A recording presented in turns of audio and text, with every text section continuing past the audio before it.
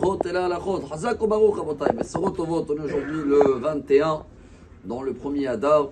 On a une paracha Kitissa, qu'elle veut dire en hébreu, quand tu vas élever, tu lèveras la tête d'Israël. Donc on a compris aussi c'était pour les compter, mais surtout, c'était pour comprendre que la faute du veau d'or, et voilà cette vision qu'on peut partager ce soir à table de Shabbat, nous a appris un très très grand message, que des fois on peut être très très haut, tomber très très bas, mais il faut savoir toujours se remonter. Vous connaissez tous la dernière phrase de la Torah. Là, il y a 4 mois, c'était à Simchat Torah. Cette année, c'était le 7 octobre. Et dans tous les synagogues, on a terminé la dernière phrase. Ulechol hayad hachazaka, ulechol hamora gadol asher asa Moshe, le'ainei kol Israël. Et tout de suite après, on démarre Hatan Bereshit. Bereshit bara Elokim. Je pense que c'est ce que je vais essayer en tous les cas faire ce soir à table de Shabbat, rappeler à les enfants que Rashi, le dernier Rashi de la Torah, c'est quoi cette dernière phrase? C'est juste avant les 120 ans de Moshe. Et la Torah, elle signale, et voilà, toute la grande main qu'il a fait Moshe, et tous les grands miracles qu'il a fait Moshe, devant tout Israël. Les 3 derniers mots, la école Israël, vous avez remarqué le dernier Rashi sur la Torah? C'est quoi que la Torah, elle signale en dernier? Moshe, bravo que tu as brisé les tables de la loi après d'avoir voir le veau d'or dans la paracha de cette semaine.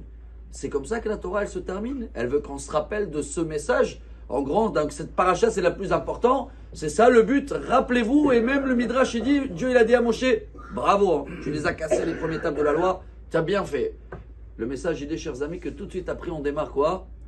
Bereshit bara Elokim. Ça veut dire, dans la semaine, on est tous dans le veau d'or. C'est quoi le veau d'or? C'est quelque chose que moi j'ai créé, que Dieu ne m'a pas demandé. Et bien dans la semaine, comme moi, je travaille, moi je bouge, moi je gère, moi je fais mes rendez-vous, tout c'est moi, donc Dieu il est un peu de côté. C'est ça le veau d'or. Donc Dieu il nous demande tous les semaines à Shabbat, tu fais rien, c'est pas toi qui as fait, tu n'as rien fait aujourd'hui, tu n'as pas le droit de travailler, tu n'as pas le droit de lever, tu n'as même pas le droit de parler, de dire je vais y aller dimanche, interdit. Donc tous les Shabbats, on répare la faute du veau d'or. Tous les Shabbats c'est un Bereshit. Le but il est dans la semaine de travailler, d'essayer, s'inspirer des tables de la loi brisées et de savoir que Moshe il nous a fait un signe. Il a dit, on est venu dans le monde là pour, oui, se briser, travailler sur nous, que dans la semaine on va moins prendre de pouvoir et du veau d'or, moi et moi et moi. Mais malheureusement, dans la semaine, on est obligé aussi de nous faire. Mais il y a une fois par semaine, tous les Shabbats, on redémarre, on répare. Et voilà pourquoi la Torah, elle se termine. Ah, Moshe, bravo, tu as brisé l'étape de la loi. Tout de suite, Bereshit, bara Elokim, Shabbat. Ceux-là qui aiment les valeurs numériques aussi. Hein.